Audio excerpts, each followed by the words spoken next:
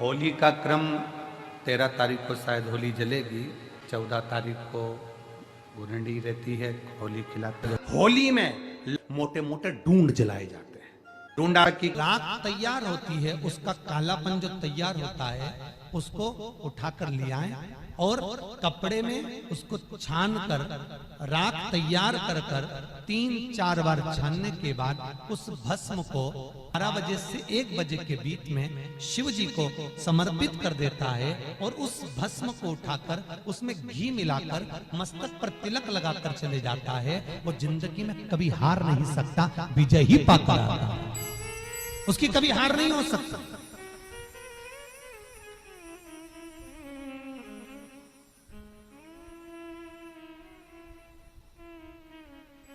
वो कभी हार नहीं सकता।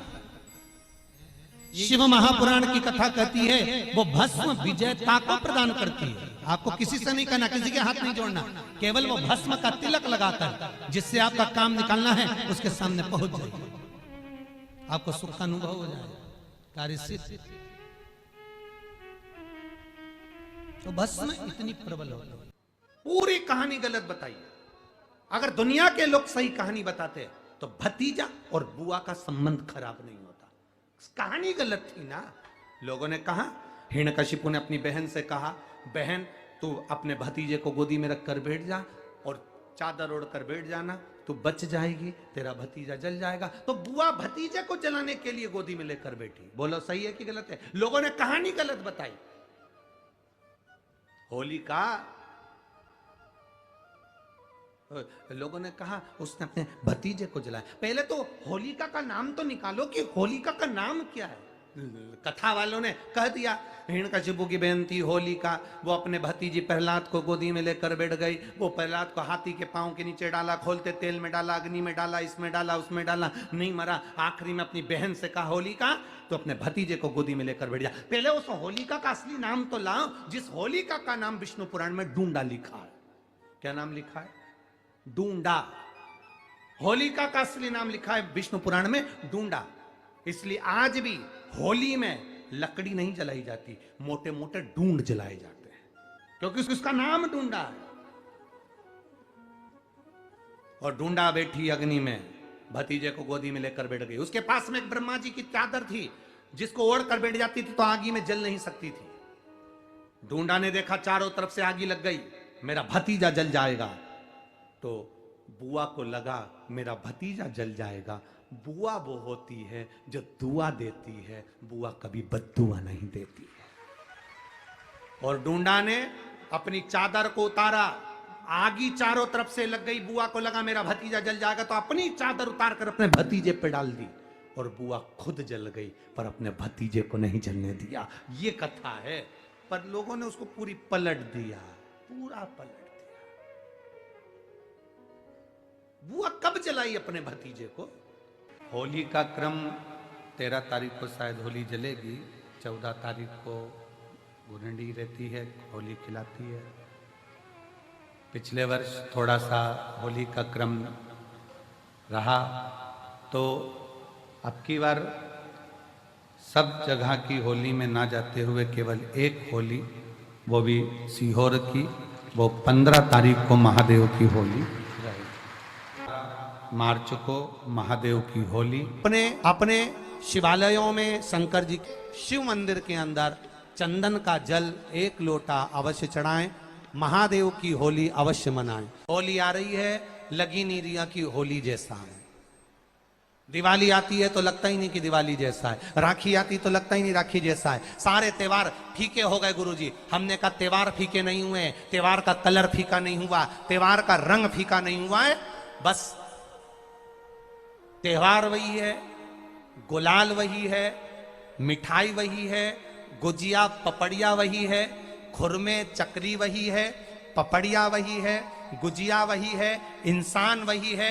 बस बाजार में से जो रौनक समाप्त नहीं हुई है, रौनक आपके भीतर की समाप्त हो गई। आपके भीतर इतनी ईर्ष्या भराती गई, इतनी ईर्ष्या भराती गई, इतनी ईर्ष्या भराती गई कि वो ईर्ष्या के कारण, उस अहंकार के कारण, उस अहम के कारण तुम एक दूसरे से मिलना पसंद नहीं कर पाते। पहले के लोग कहते थे हमारे यहाँ जब होली होती थी इतने लोग आते थे, मिलने जाते थे, गुलाल लेकर जाते थे। आजकल तो कोई दिखता नहीं है। कारण केवल इतना सा है, तुम्हारा अहंकार, तुम्हारा ईगो, तुम्हारा अभिमान तुम्हें अपने घर से बाहर नहीं निकालता। तुम घर से बाहर नहीं निकलते अपने अहंकार के कारण, अपनी काया के कारण, अपनी अभिमतता के कारण आप दूसरे से मिलना पसंद नहीं करते। जरा सा कोई ने कलर लगाया तुम्हें क्रोध आ गया, जरा सा किसी ने गुलाल लगाया तुम्हें गुस्सा आ गया, जरा सा कोई आया भाभी जी भैया जी करके गुलाल लगा गया, तुम न न न न न न न न न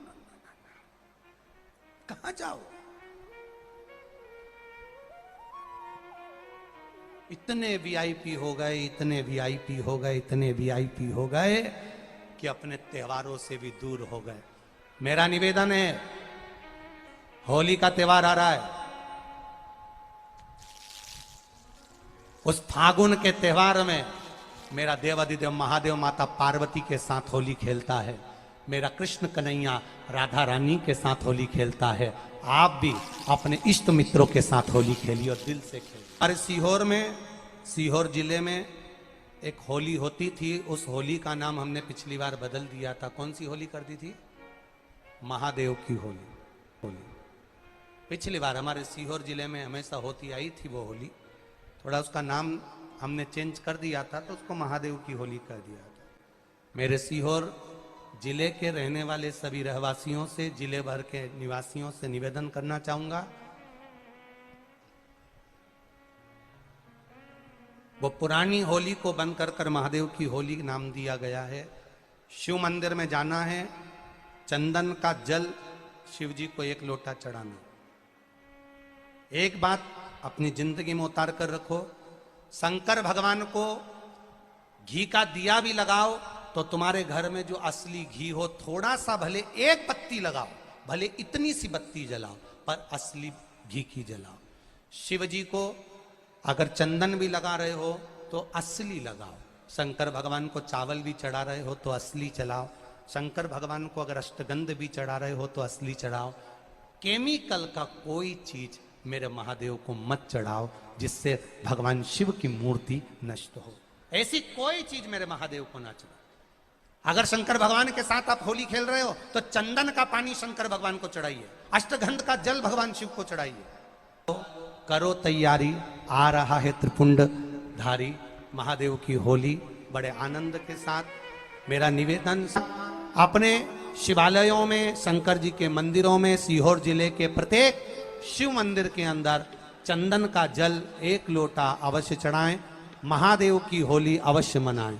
और भाव के साथ 5 मंदिर हम भी जाएंगे, कोई जुलूस नहीं, कोई क्रम नहीं, बस बाबा को आराम से जल चढ़ाना ही एक नियम है और बाबा को जल चढ़ाएंगे। आप सब बड़े आनंद के साथ महादेव की होली का स्मरण करिए। महादेव की होली के दिन बेलपत्री की जड़ के नीचे जाकर प्रयास करा करो कि लाल चंदन का जल, लाल चंदन को घिसकर कलश में उस चंदन को डालकर जल भरकर उसको बेलपत्री की जड़ के नीचे सींचन करने का प्रयास करा करो। है कि धीरे धीरे कर कर वो दुख समाप्त होगा, वो दुख कटेगा ही।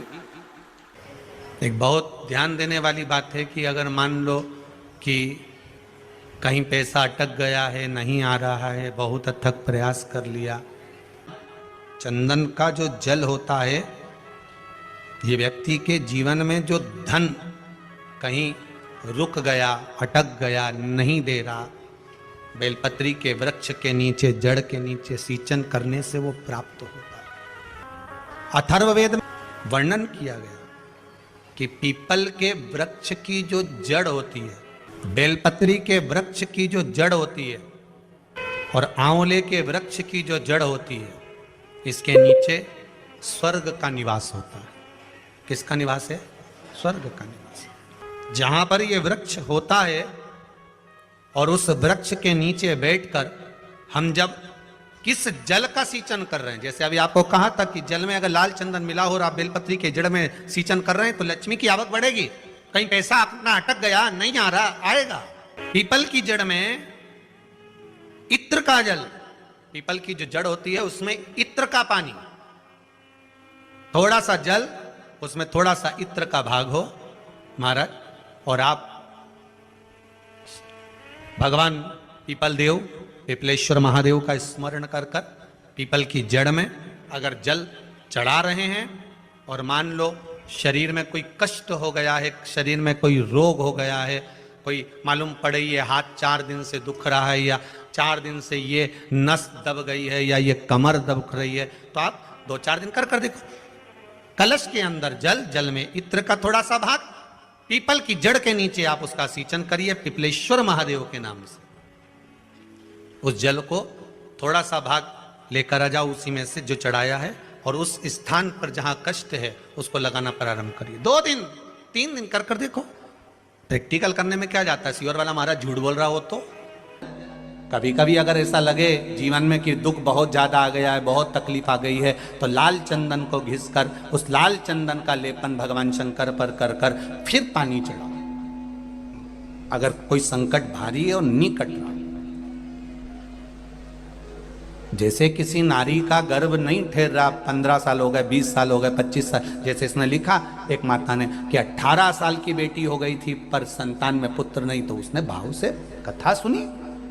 ऐसे आपके भीतर अगर 20 साल हो गए, 25 साल हो गए, 30 साल हो गए, संतान का सुख ही नहीं है, लाल चंदन का लेपन बाबा भोलेनाथ पर करना प्रारंभ करो। पीठिका पर लाल चंदन का लेपन करना प्रारंभ करो। लाल चंदन से बाबा का श्रृंगार करना प्रारंभ करो। एक बेलपत्री पर लाल चंदन, दोनों पत्ती नीचे वाली, जो नीचे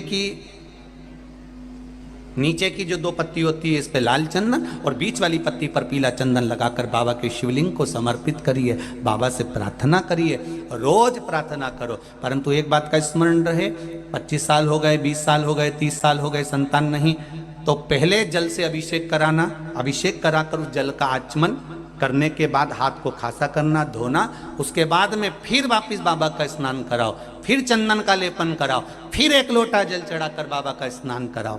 बाबा का बड़ा सुंदर भाव से लाल चंदन से जो अभिषेक करता है, बाबा को लेपन कर कर फिर जल चढ़ समर्पित करता है, निश्चित है उसकी गोदी मेरा देव अधिदेव महादेव जरूर भरता है। ये निश्चितता है। हम तो बेटियों से भी कहते हैं, जिसका विवाह नहीं हो रहा हो, 25 साल, 30 साल, 27 साल, 28 साल, 32 साल, 40 साल हो गए हो, नहीं हो रहा हो बेटा बेटी का विवाह, उसे लाल चंदन का प्रयोग अशोक सुंदरी वाली जगह पर 7 बिंदी लाल चंदन की लगाकर 7 बेलपत्र 7 बिंदी पर रखिए, और महाराज अपनी कामना कर कर भगवान से आइए, बाबा देगा, करेगा, 3-4 महीने में विवाह पक्का करेगा। ये लाल चंदन की महत्वता है शिव तत्व। रोग बढ़ गया, बेलपत्री के वृक्ष के नीचे दीप लगाना प्रारंभ करो। बाबा से विनती कर कर घी का दिया लगाइए बेलपत्र वृक्ष के नीचे, बाबा से निवेदन करें, रोग निवारण होगा।